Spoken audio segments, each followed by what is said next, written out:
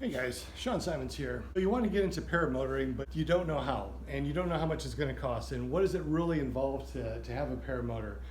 I got this paramotor, never flown. I've never flown anywhere. I do work on 2-cycle engines, and I just rebuilt this generator that's out there in the backyard. I work on my own vehicles. I have some tools and workbenches and workspace. So that's a good thing for me. That's a plus. So what I'm going to be talking about now is what does it actually consist of as far as getting into paramotoring. I got this used, and this was $3,000. It seemed like a really good choice for me because the frame was halfway decent, and I only had to weld one little section here with some JB Weld, and that's perfectly fine. This right here is a Monster 185 Classic. And they have a couple more newer ones that came out. So this is kind of an older model.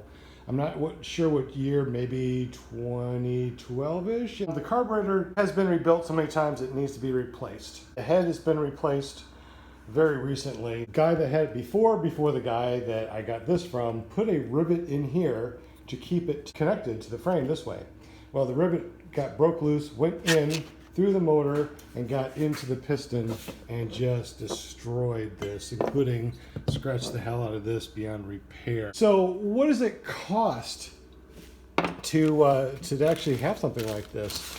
This is about $250 for the carburetor. So I bought a brand new carburetor. I believe that the belt and a lot of these other things are newish, good enough. However, I'm gonna just go through and replace everything. Everything that you see here was $500. 100-hour rebuild kit. What does this all mean? This means that if you go out and you buy a used unit, which I don't think there's anything wrong. I mean, as long as the frame is good and the motor is not too old, if you get this and you give it a 100-hour maintenance, you basically know that everything in here is about brand new.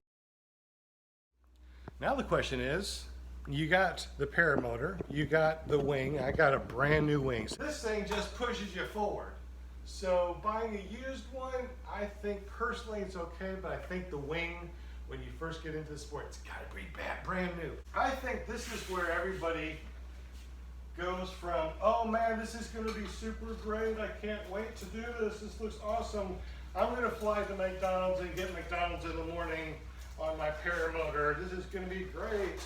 And then you get one of these things and you're like, oh, what the hell? This is so damn heavy. Adjusted all the straps. And here we are, right? So let's go ahead and stand up and see what this feels like.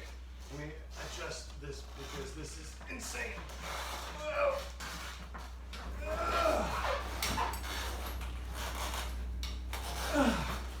So, hold on. All right, so this is heavy. This right here is really heavy on the shoulders. So I'm standing here thinking to myself, I don't know how many launches that I would have available in me. This is heavy. I mean, I can kite a wing, I can put over my head, I can start to run, but the shoulders, this is like so heavy on my shoulders. So anyway, ouch. Ugh. Quick release. What am I trying to say here? There's a lot of sensationalizing on how wonderful this is, how fun it is. Icarus races, you know, flying to McDonald's, flying to Burger King. You get into this sport and you're like, holy crap. I don't know if I can do this. This is so heavy. This is so difficult. So how much does this paramotor weigh? I weigh 214.5 pounds. And then with the paramotor on my back, I weigh 276 pounds. 61.5 pounds. And it really doesn't have much fuel to even, you know, make a difference. I mean, that might be half a pound, I don't know. So 61 pounds without anything. I mean, that's without a reserve, that's without a tank of gas. My wife is gracious enough to let me put my wing in her beautiful spare bedroom and you need to have a place to put your paramotor. I've got a piece of wood.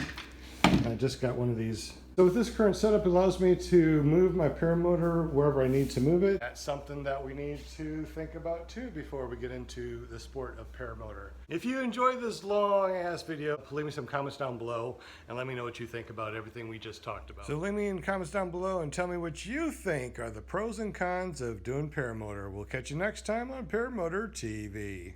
Dun dun dun.